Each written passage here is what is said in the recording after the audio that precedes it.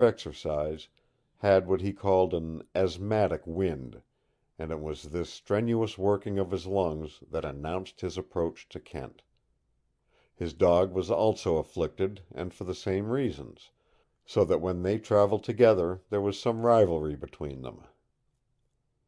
"We're both bad put out for wind, thank God," Dirty Fingers would say sometimes.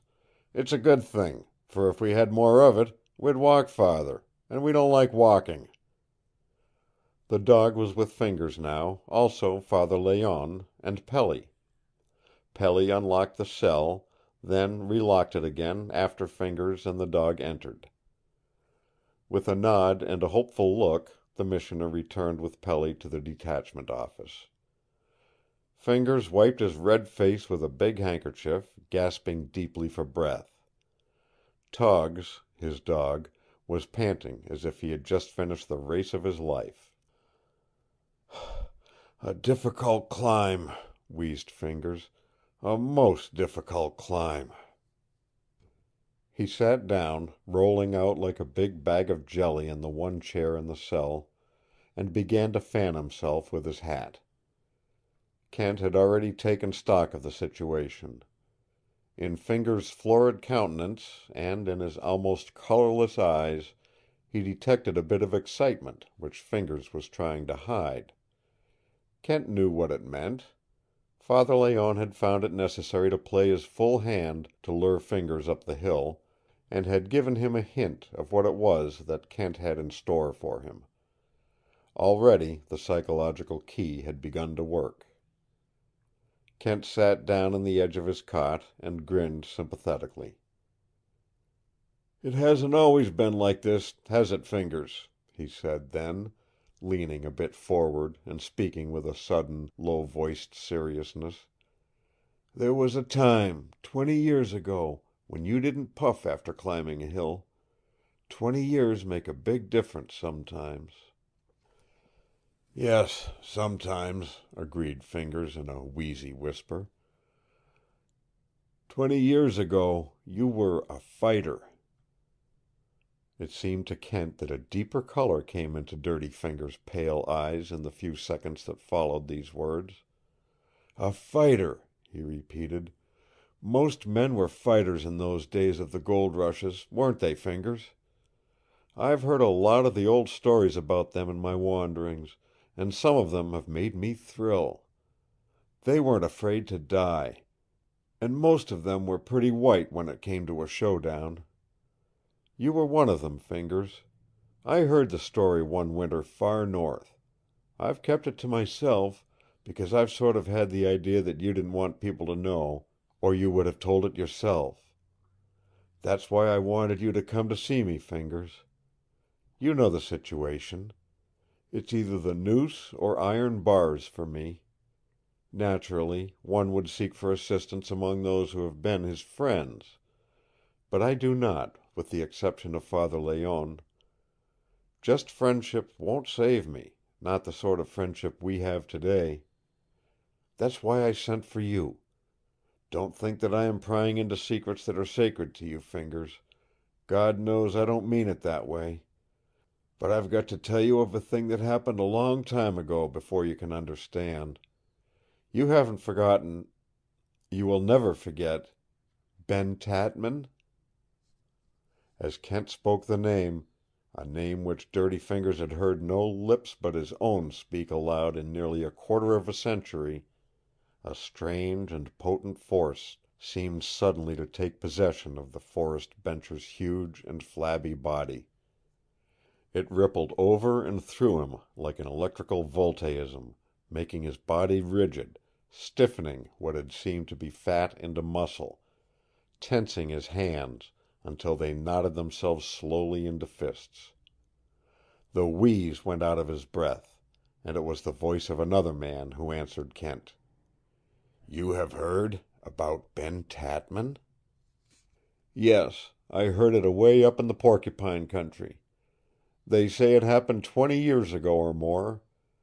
This Tatman, so I was told, was a young fellow, green from San Francisco, a bank clerk, I think, who came into the gold country and brought his wife with him. They were both chuck full of courage, and the story was that each worshipped the ground the other walked on, and that the girl had insisted on being her husband's comrade in adventure. Of course, neither guessed the sort of thing that was ahead of them. Then came that death winter in Lost City. You know better than I what the laws were in those days, Fingers. Food failed to come up. Snow came early. The thermometer never rose over 50 below zero for 3 straight months, and Lost City was an inferno of starvation and death. You could go out and kill a man then, and perhaps get away with it, Fingers. But if you stole so much as a crust of bread or a single bean, you were taken to the edge of the camp and told to go.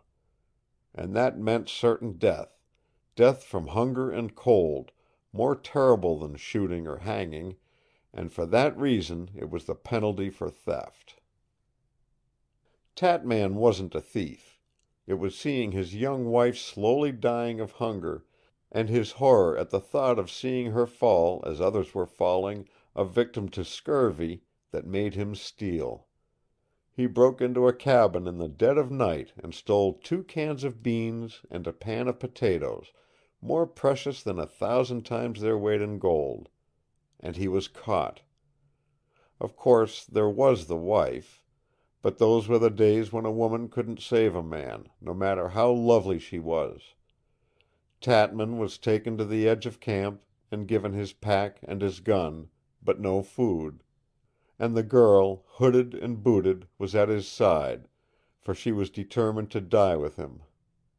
For her sake, Tatman had lied up to the last minute, protesting his innocence. But the beans and the potatoes were found in his cabin, and that was evidence enough. And then, just as they were about to go straight out into the blizzard that meant death within a few hours, then Kent rose to his feet and walked to the little window, and stood there looking out. Fingers, now and then a Superman is born on earth. And a Superman was there in that crowd of hunger-stricken and embittered men. At the last moment he stepped out, and in a loud voice declared that Tatman was innocent and that he was guilty. Unafraid, he made a remarkable confession. He had stolen the beans and the potatoes and had slipped them into the Tatman cabin when they were asleep. Why? Because he wanted to save the woman from hunger. Yes, he lied, Fingers. He lied because he loved the wife that belonged to another man. Lied because in him there was a heart as true as any heart God ever made. He lied, and his lie was a splendid thing. He went out into that blizzard, strengthened by a love that was greater than his fear of death, and the camp never heard of him again. Tatman and his wife returned to their cabin and lived. Fingers, Kent whirled suddenly from the window. Fingers, and Fingers, like a sphinx, sat and stared at Kent. You were that man, Kent went on, coming nearer to him. You lied because you loved a woman, and you went out to face death because of that woman. The men at Lost City didn't know it, Fingers. The husband didn't know it, and the girl, that girl wife you worshipped in secret, didn't dream of it. But that was the truth, and you know it deep down in your soul. You fought your way out. You lived. And all these years, down here on your porch, you've been dreaming of a woman, of the girl you were willing to die for a long time ago. Fingers, am I right? And if I am, will you shake hands?